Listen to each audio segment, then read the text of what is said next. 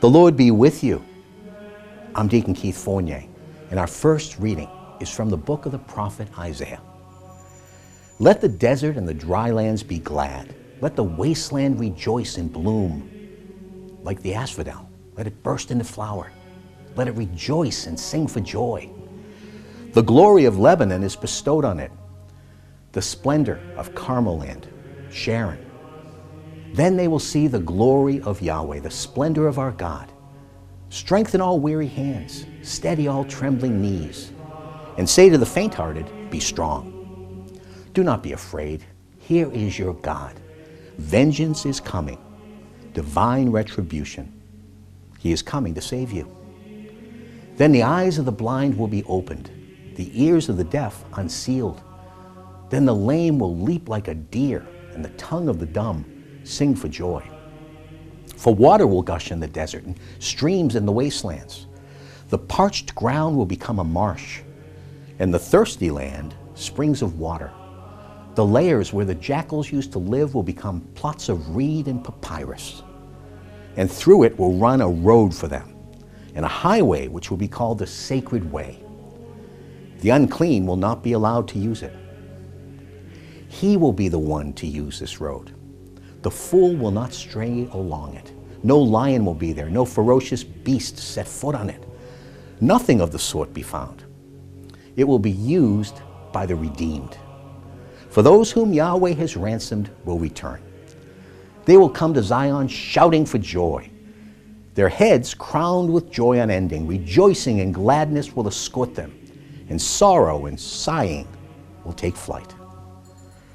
And our response is taken from Psalm 85. His saving help is near for those who fear him. His glory will dwell in our land. Faithful love and loyalty join together. Saving justice and peace embrace. Loyalty will spring up from the earth, and justice will lean down from heaven. Yahweh will himself give prosperity, and our soil will yield its harvest. Justice will walk before him, treading out a path. And a reading from the Holy Gospel according to St. Luke.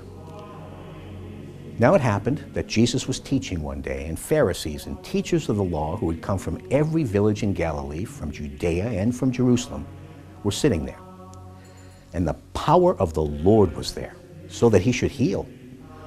And now some men appeared, bringing on a bed a paralyzed man, whom they were trying to bring in and lay down in front of him.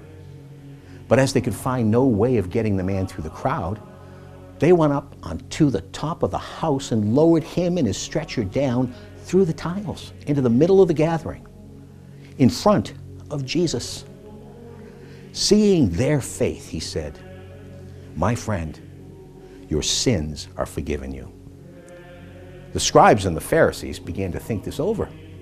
Who is this man talking blasphemy?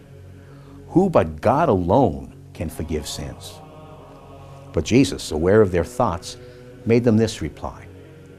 What are these thoughts you have in your hearts? Which of these is easier to say, your sins are forgiven you, or to say, get up and walk? But to prove to you that the Son of Man has authority on earth to forgive sins, he said to the paralyzed man, I order you, get up and pick up your stretcher and go home. And immediately before their very eyes, he got up, picked up what he had been lying on, and went home praising God. They were all astounded and praised God and were filled with awe, saying, we have seen strange things today. The Gospel of the Lord.